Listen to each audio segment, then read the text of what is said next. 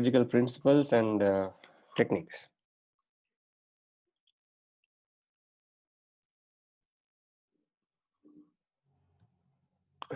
So in this surgery, the planning is the most critical step. If possible, always try to preoperatively assemble the frame because that gives an opportunity to see a rehearsal of what we are going to do in the theater. But of course, it's difficult to foresee all the possibilities before the surgery. So you might have to adjust, but it's a good practice.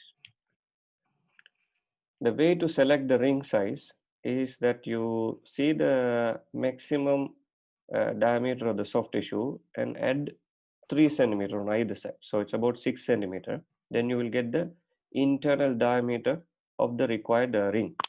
Or else you can use the ring or you can use the templates. Have 2 finger breadths from the soft tissue to the ring. The only exception is in the tibia, proximally you have 1 finger breadth, distal you have 2 finger breadth.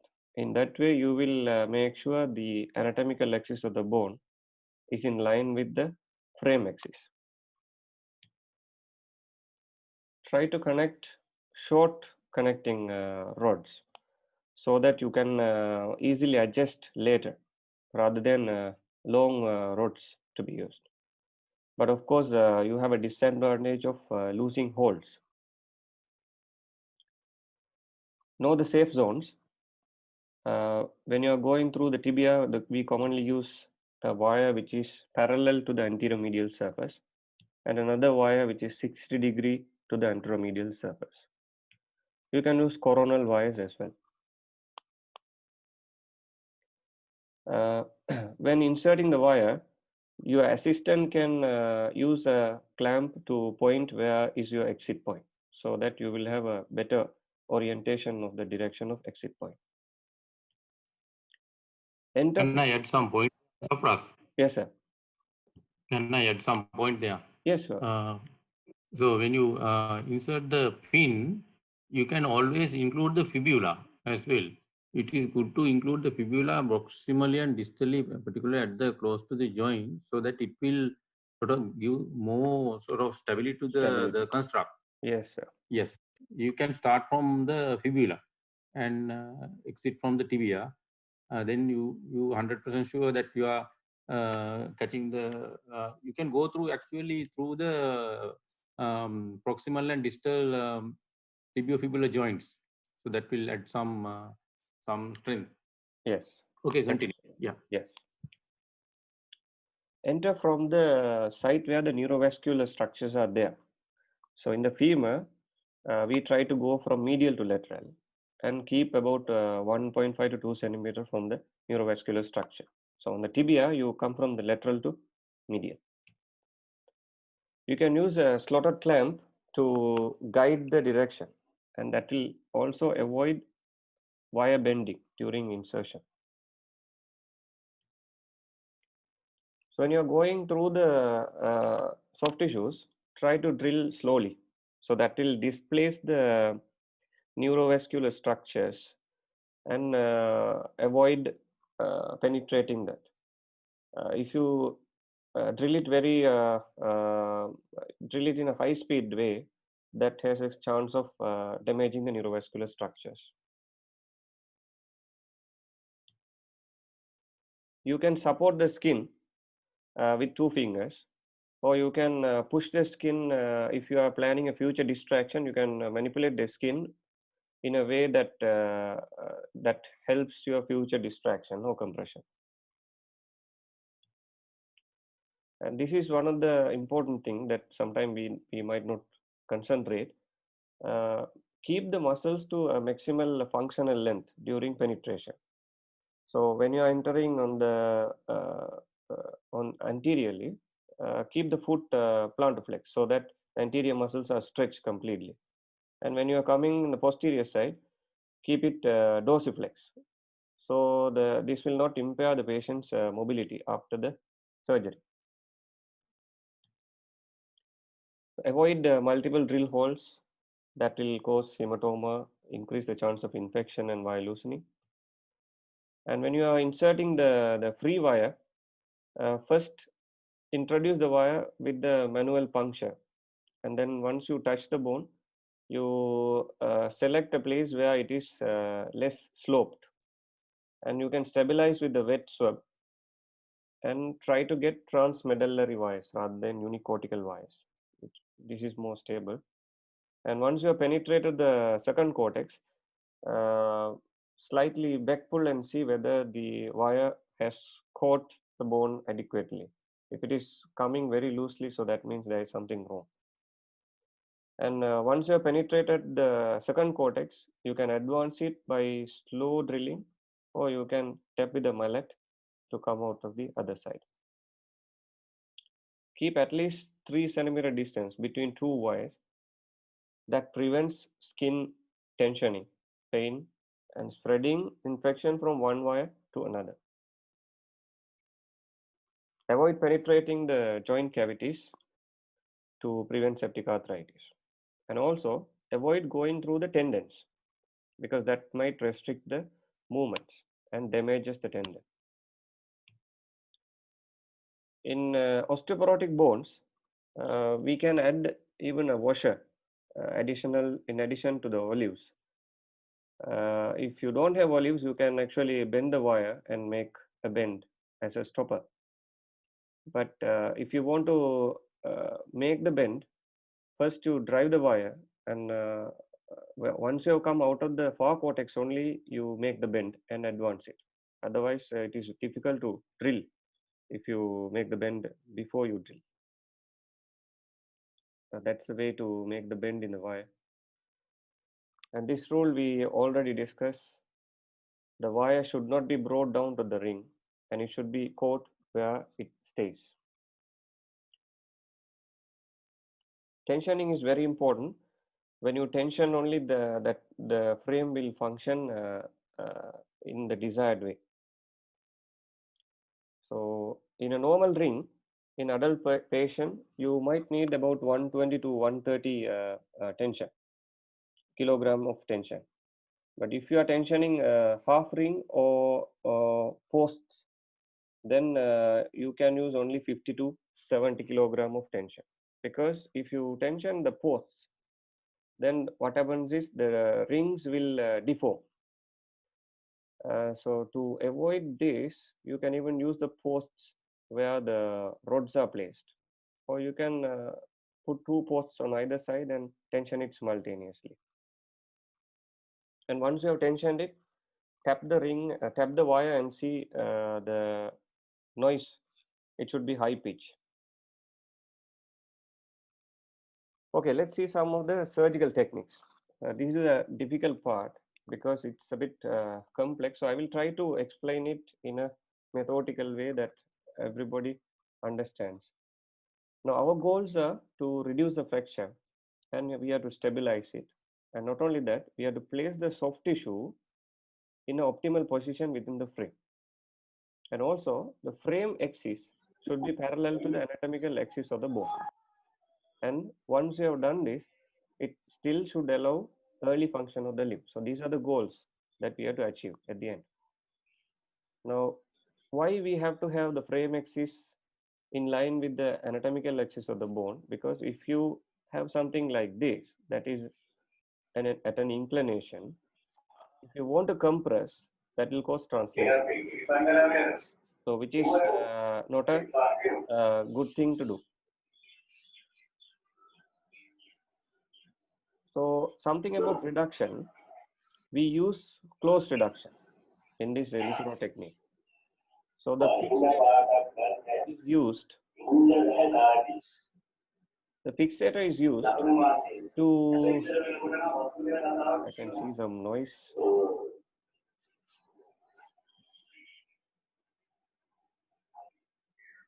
So I think everybody must mute their mics, no? Yeah, no, sir. Right, okay. So here the reduction is achieved closed. So if you are even opening it, it is to actually make the fracture reducible. And then the fixator is applied actually after the skin is closed. So that is why it makes a bit cumbersome to apply this fixator, because you might have to even think the fracture surgery as a deformity correction. So you can use temporary K-wires and axial traction that might even help, but the role is limited. So I will just brief out. There are 3 techniques that is described in the literature. Whatever the technique, that can be categorized into these 3 groups. So this technique 1 is the original technique that is described by Ilizarov. So I will just brief out that technique. And this technique 2 and technique 3 are the newer techniques that is coming up in the literature. This first technique is the module application, where you apply the proximal module and the distal module separately and then restore the alignment. This technique 2 is you apply proximal reference element and the distal reference element and try to restore the alignment in a step-by-step fashion. This third technique is you apply the module to one of the segment, and on the other side you apply the reference element, either wire or half pin, and then try to correct the alignment step by step. So we will just describe this technique 1, that is modular technique, where you apply the proximal segment and the distal segment separately. So here, if you orient this connection bolts, ring connection bolts, to the anterior aspect of these 2 bone fragments, that will restore the rotation. And if you apply these modules perpendicular to the anatomical axis in the coronal plane, that will address the coronal plane angulation. If you apply it perpendicular to the sagittal axis, that will address the sagittal plane angulation. So once you reduce these 2 segments, then you will have a reduction like this. So your angular deformity is corrected, and you have a rotationally also aligned 2 segments. But the problem is it is very easy to produce a translational malalignment if you are not careful enough, and also you can easily miss 5 to 10 degrees of rotational malalignment. So what actually decides your translation?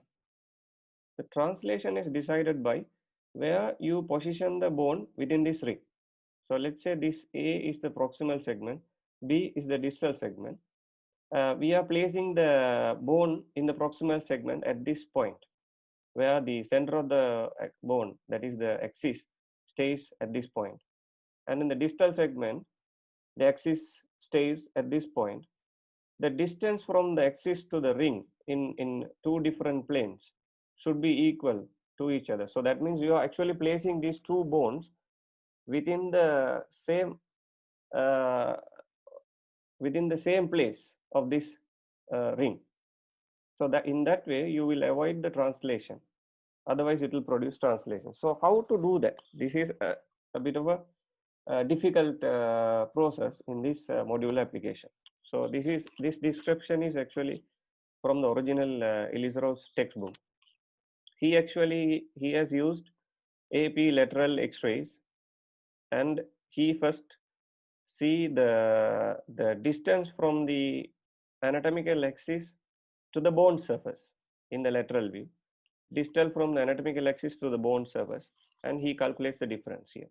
And even in the AP view, he calculates the difference here. So you know the difference from the axis to the bone surface. And then during the surgery, he has used a wire mounted depth gauge from the ring to the surface, So this will help you to identify the distance from the ring to the surface. But there is a difference from the axis to the bone surface, and that should be added distally here. And in that way, you can calculate where this bone is going to be within this ring. So that is the method that Ilizarov has described to eliminate or to prevent the translational deformity when you are applying the module, because you have applied it. So in that way, once you reduce it, you have to get a good translational alignment. But if you miss the rotation, what to do? Now let's say you might even think you can simply rotate one ring and correct the rotational malalignment. But what actually happens if you rotate the ring? Now let's see, this is the center of the ring. If you place the bone in the center of the ring, when you rotate the ring, the bone just rotates.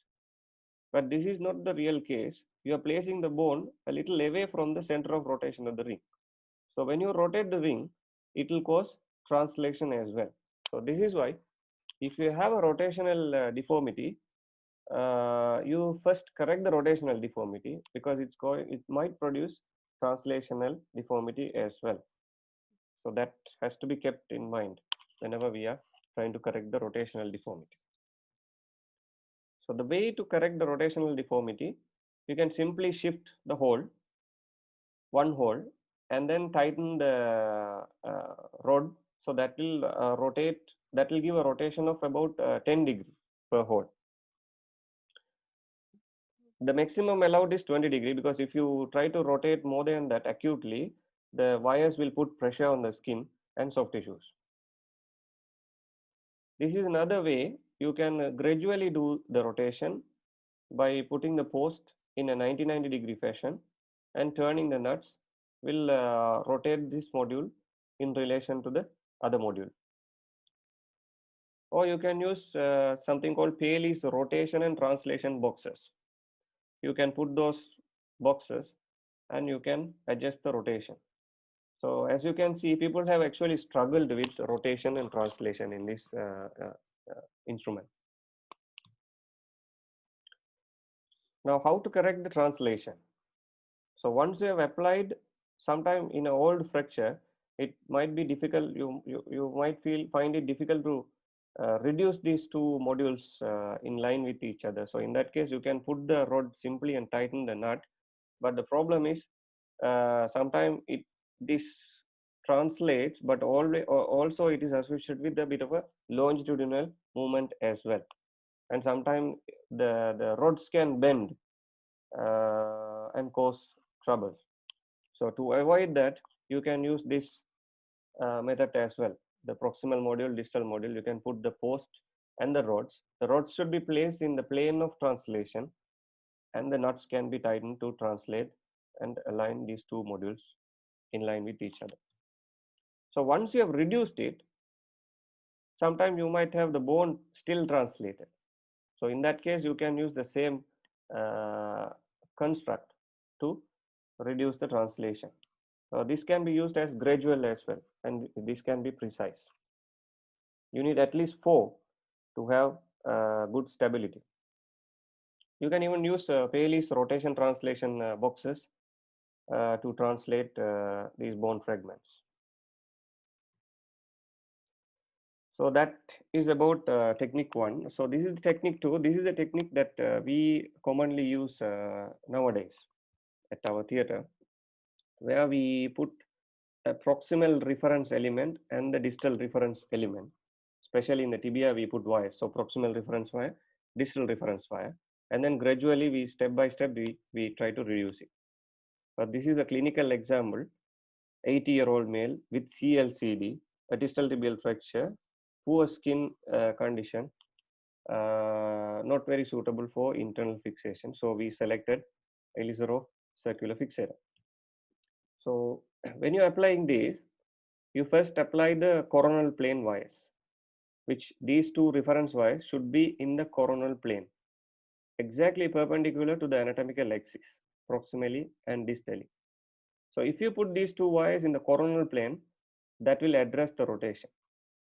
And if you put it perpendicular to the anatomical axis, when you tension it, this will address the coronal plane angulation.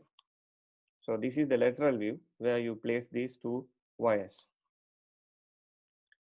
So now that you have corrected the coronal plane angulation and rotation, so the next thing is to look at the sagittal translation. So look at this picture on the lateral view. The proximal segment is placed here, the distal segment is placed more anteriorly.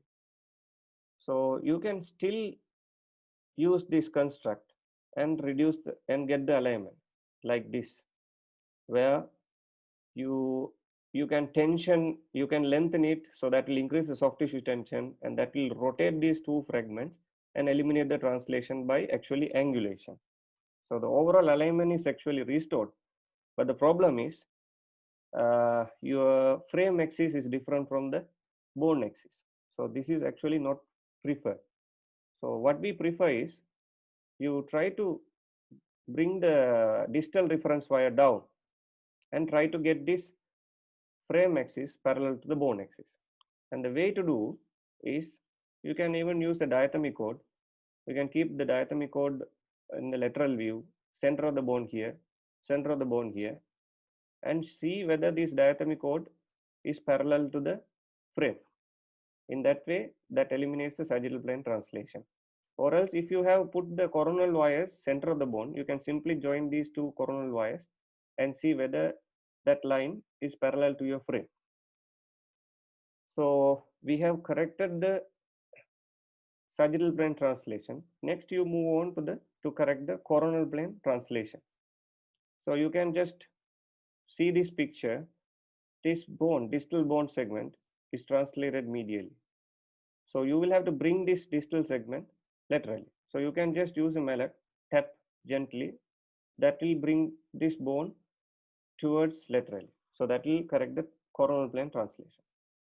Now next is to correct the sagittal plane angulation, if any. Generally, when you tension it, when you when you achieve lengthening, the soft tissue tension will correct the sagittal angulation. So if there is any residual angulation, you can put a second wire to one of the segment and rotate it and correct the coronal plane, correct the sagittal plane angulation. So finally, you still have the freedom of correcting the length. You can either compress or distract.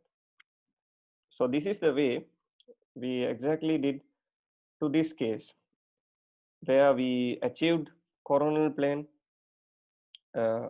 alignment, sagittal plane alignment, length, and rotation. So there is no translation here. So that's the clinical picture after the surgery. Now this is another case, 58-year-old female, diabetes, ischemic heart disease. We did the same way and we achieved, restored the normal alignment, and that's the post-operative picture, immediate post-operative. And this is another example, 23-year-old male with Gustilo 2 open tibial fracture, where we use the same technique and restore the alignment. But here you can see there is a slight sagittal plane translation. The distal segment has gone a little anteriorly, but this is acceptable, so we accept it. So that's the immediate post-op picture. And even for the femur, you can use the technique, 2 elements on either side. This is a tibial non-union, where we applied proximally a half pin as a reference element and distally 1 wire as a reference element, and we restored the alignment.